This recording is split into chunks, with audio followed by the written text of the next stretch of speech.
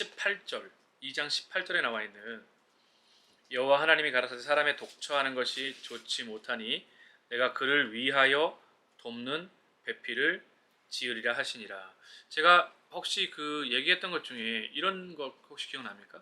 하나님 창조를 너무 완벽하게 하셨는데 보시기에 심히 좋았는데 창조하고 나다 보니까 요건 좀 요렇게 할 걸이라고 했던 그런 어떤 느낌이 그 들어가는 표현 중에 하나가 바로 이런 표현이다. 사람의 독처하는 것이 좋지 못하나니.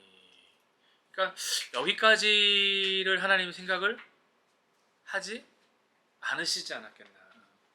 혼자라도 잘 지낼 수 있을 거라 생각했기 때문일까요? 그랬을까요? 여러분 생각할 때는 어떠세요? 여기 되게 중요한 요소가 들어있는데 혹시 생각해 보셨어요? 어떤 걸까?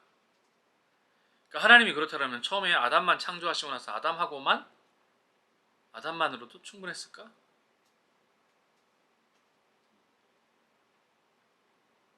이게 하나님과 아담 사이의 교제를 계획하고 디자인했던 것 같아요. 그러다가 모든 생명체들을 보니까 암수로 만들었는데 하나님 지으시고 창조하셨는데 사람도 필요하다라는 거예요. 사람이 필요한데 남남이 아니라 그럴 수 있잖아요. 그러니까 남남도 교제할 수 있는 거잖아요. 그러니까 여여도 교제할 수 있는 거잖아요. 그러나 돕는 배필로서 이 아담과 하와라는 것을 창조하셨을 때는 이 하나님의 특별한 계획과 섭리라는 거거든요. 그러니까 사실 돕는 배필은 단어 자체가 적합한 조력자라는 말이 더 맞아요. 조력자. 조력하다. 그러니까 조력하다라는 것은 도와주다라고 하는 이런 의미를 가지고 있거든요. 옆에서 좀 힘이 되어주고 그런 어떤 의미 있잖아요. 에젤은 네게드라고 하는 이런 뜻이거든. 에젤은 네게드라고 하는 뜻이 돕는 배필이라는. 사실 그 다른 어떤 표현보다도 진짜 제가 보기에는 가장 훌륭한 표현이 남편입니다. 아내가 아니라 부부의 관계가 돕는 배필로. 돕다라고 하는 배필로라고 하는 이 표현을 통해서 두 가지 중요한 의미가 담겨져 있습니다. 이 돕다라고 하는 부분하고 또 하나는 부족한 부분을 서로가 채워주다라는 의미예요. 그러니까 저는 이 의미가 너무 좋아. 돕는 배필의 진짜 의미는 부족한 부분을 채워주는 거예요. 근데 우리 그렇지 않잖아요. 야, 나는 되는데 너는 안 되냐? 나는 이게 되는데 너는 왜 안 돼? 이런 거거든요. 그러면은 돕는 배필이 아니야. 그러니까 뭐가 아유 저거 내가 더 줘야만 되네. 내가 아니면 안 되네. 그런 거 있잖아요. 아우 저렇게 되면 평생 혼자 살 것 같은데 이런 내가 이렇게 도와줘가지고 그러고 났더니 삶이 하나하나가 봤더니 아우 혼자 살았으면 진짜 힘들었겠다 이 사람. 내가 이렇게 결혼해가지고 도와줘야 될 게 많고 챙겨줘야 될 게 많고 살펴야 될 게 너무 많은 거야. 그럼 정반대 생각할 수 있죠.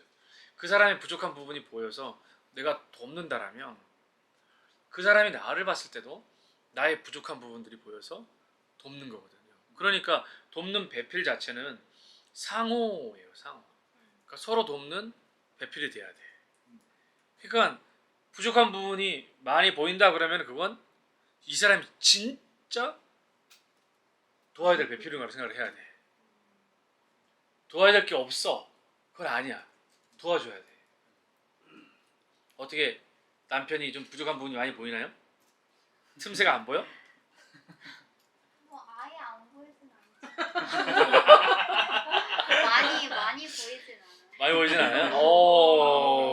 이거 박수 한번 쳐야 되겠는데 이거 진짜. 아니 틈새를 좀 보이세요. 그러면 혼자 살아야지. 이게 지금 돕는 배필이 지금 제가 말했잖아. 도와야 되는 거하고 서로를 필요를 채워줘야 되는데 어떠세요? 또 이게 보이세요? 이 부분 대단한 부분에 살아주세요 어때요? 도와드릴게. 박영훈 시사님이 틈새가 많이 보여요? 그럼요. 저도 많아요. 근데 너무 진짜- 씩씩하게 대답한다. 그럼요. 아 근데 저는 지금 와서 느끼는 건 너무 좋아요. 그러니까 제가 진짜 못하는 걸 용원 씨가 잘하고 용원 씨가 진짜 못하는 걸 제가 잘하더라고요. 그게 서로 그걸 인정해주고 그래요. 이건 내가 못하니까 이거는 내가 잘하니까 이건 자기가 잘하니까 이건 내가 이건 내가 못하니까 이런 표현들을 본인 이제 조금 이해가 돼서 옛날에는 이걸 못하는 거야 이랬는데 이제 살다 보니까 이건 자기가 잘하니까. 내가 오늘 같이 와야 된다고 했던 이유가 이런 부분 때문에. 네. 돕는 배필은 사실은 같이 들어야 돼. 부부가. 그러게요. 너무 아쉽네. 이게 녹음해 빨리. 하고 있어요. 하고 그러니까 있어요. 진짜 돕는 배필에 대한 이 의미가 제대로 되면요, 진짜 결혼 생활이 행복해요. 그러니까 결혼 생활에 처음 뭐 어디 제가 듣기로는 무슨 부부 학교가 있고 부부 결혼 부부 예비 결혼이 있거든요. 그래서 어떤 거 가르치냐? 왜냐하면 제 아는 후배도 한 명이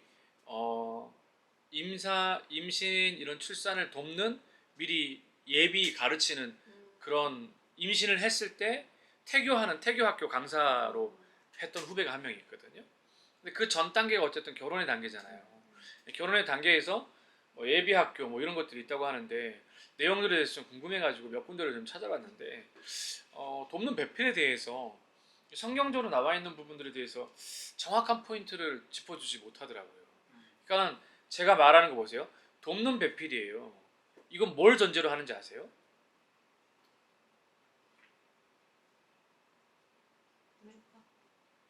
그렇지.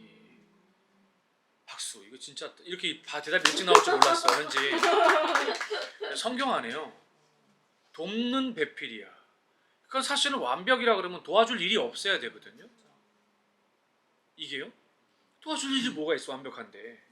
내 스스로 할 수 있는데. 그러니까 돕는 배필은 굉장히 도와야만 하는. 그러니까 뭔가 부족하다라는 거야. 그래서 제가 말씀드리는 영성이 이거예요.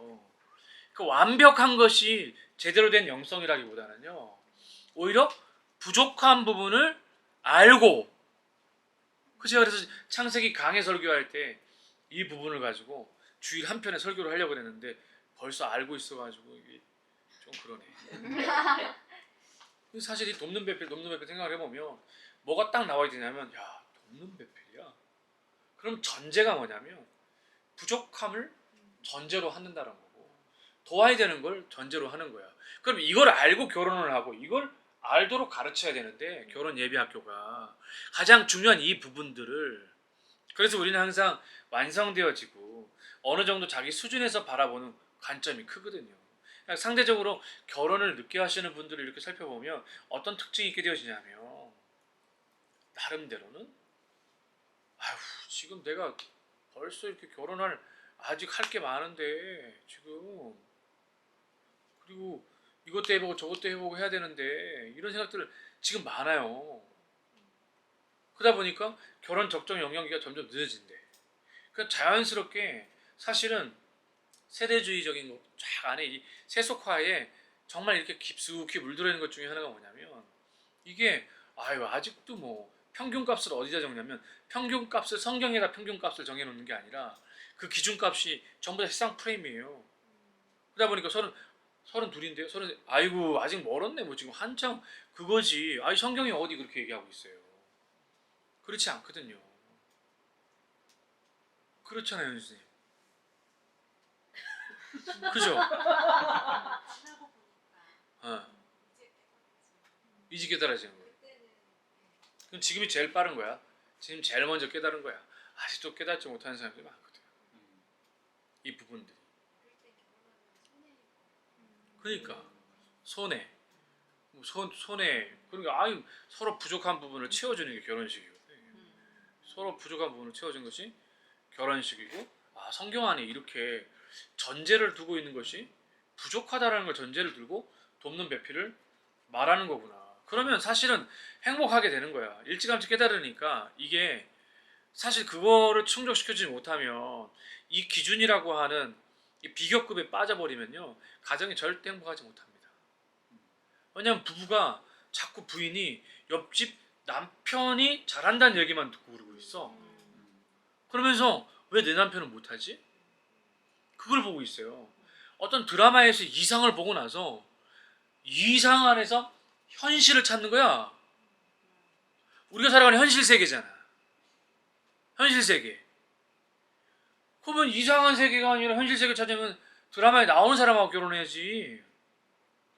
근데 내가 지금 현실 세계 안에 살아갈 때 가장 중요한 가치는 참 부족한 부분들을 채워준다.